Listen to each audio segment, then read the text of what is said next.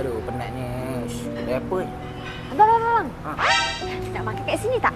Makan kat sini? Ha. Saya dah kenyang lah, Kak. Baru makan tadi. Apa, Kak? Makanlah kat sini. Saya dah kenyang, Kak. Dah makan Merajuk tadi. lah.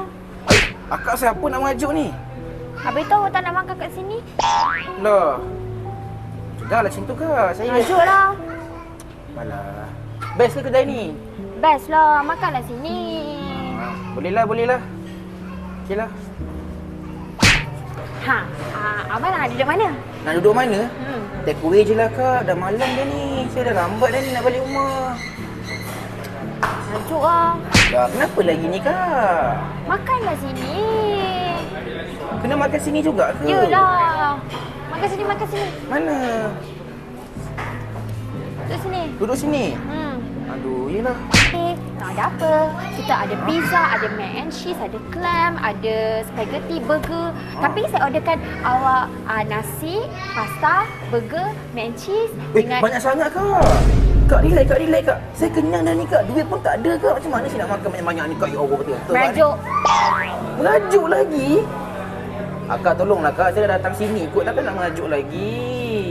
Tak nak merajuk. Merajuk? Janganlah merajuk. Tak. Bagilah saya pasta je, Kak. Pasta. Boleh pasta?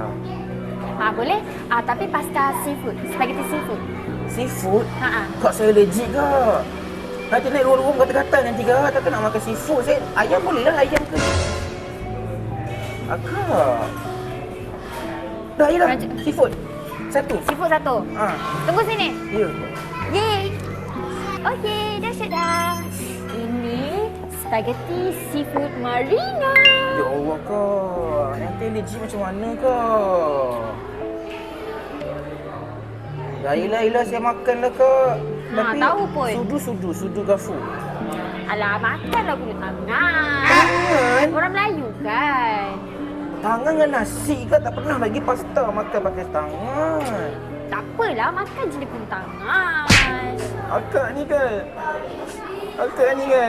Saya pun nak merajuk lah macam ni. Saya dah kenyang. Akak paksa saya datang makan sini. Lepas tu saya dah take away. Akak suruh saya makan sini. Lepas tu sekarang akak bagi seafood. Saya allergy. Macam mana saya ni? Saya tak nak makan lah. Saya tak nak makan lah. Tak apa dah. Saya tahu hati dah. Tak apa dah. Saya makan dulu. Saya makan dulu.